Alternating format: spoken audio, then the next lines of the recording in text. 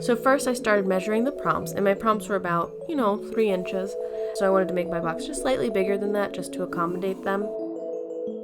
And I was brainstorming what I kind of wanted it to look like. Now I'm sorry, this isn't fully in frame. I'm still getting used to filming while I'm working. But once I did that, I went ahead and I cut this sturdy piece of paper that I can use ink and watercolor on. And I cut it to a size that would accommodate my template I was about to make.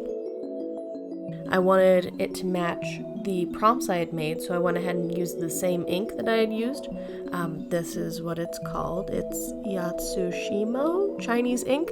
I don't know if I'm pronouncing that right. So I went ahead and taped the paper down and used a clear water wash over the whole thing so that I could add the ink and it would spread easily.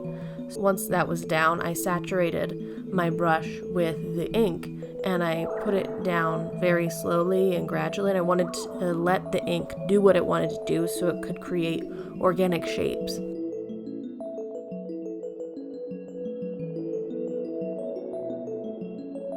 I've marked the places where the folds will go with this ruler, and then I went ahead and cut it out of the paper and removed squares on the end that I thought I didn't need. Once the squares were cut out, if you just look at one side of this, I have 5 rectangles and then I have 3 squares. And on the outer 2 squares, I cut little slits in the paper so that the square would not connect to the rectangle below it, but to the middle square. So then I folded on up and put the prompts in, and lo and behold, it looks like a box. So I went ahead and got the final paper, and I trimmed the edges down so that I could position my template easier. And I actually was like, oh, epiphany, I can use one of these pieces to hold the pieces of paper in. Then I should probably design this so it matches things. So I decided I would put some words on it, and I didn't know exactly what to say. So I was like, well, I'll start with writing ink, because this is literally the medium I am working with at the moment and the thing I'm going to be working with over the next few months, because it's September and next month is Inktober, so I wanted to kind of base what I was doing in reality. So it was ink first. After I put the little heart on, the next word I chose was luck, because I'm starting a YouTube channel and I want to complete Inktober this year, so I might need a little bit of luck. Then I put happiness in there because I wanted happiness to be a big part of what I'm doing over the next few months. And then I chose love because I wanted to feel loved and give love to the important people in my life. That was followed by beauty because I wanted to make beautiful things through this whole preparing for Inktober process. And finally I chose fulfillment because I wanted to do things that would make me feel fulfilled. I actually showed it to my sister when it was done, and she thought it was like prayer box or an affirmation box, but that's kind of cool. But anyway, then in this shot you can see I've taken the template, I folded it out again, and I went ahead and was trying to find the best spot. Once I found a spot that I liked on the final thing, I taped it down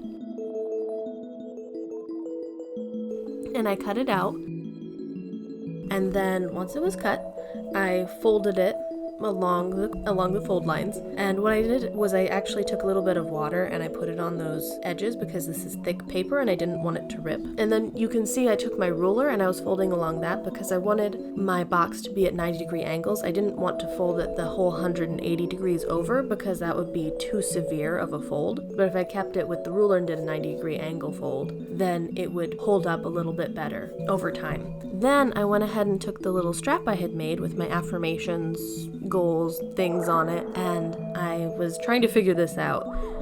So I ended up deciding that I needed to curl the paper, so I wet it down and I curled it around a little paintbrush.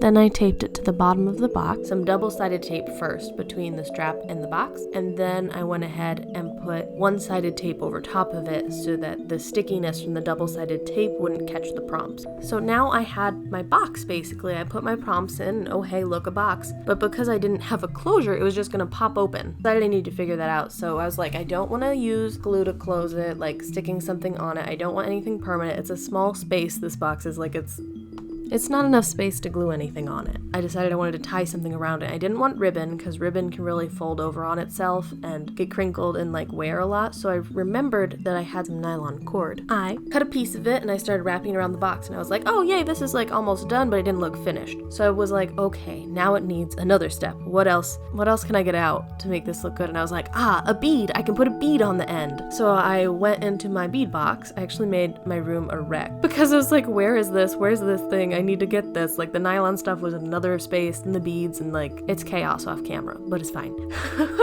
So I went ahead and I tied these little beads on the and they're little black cubes that are kind of shiny, and I liked it. It's very subtle, but it just adds just a little extra.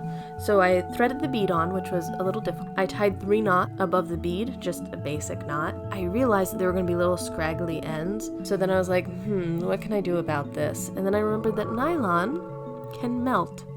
So I went ahead and got a candle and brought it into my studio. It's actually lived in my studio. Now it lives in my bedroom. But anyway, I got this candle and I lit it and I put my string over there, trying to be very, very careful. And I melted the bead right off, like the end. I was like, oh, that's too much. So on the next few tries, I was more careful. I didn't get it as close to the flame. This is not a tutorial on how to appropriately use a candle in your crafts.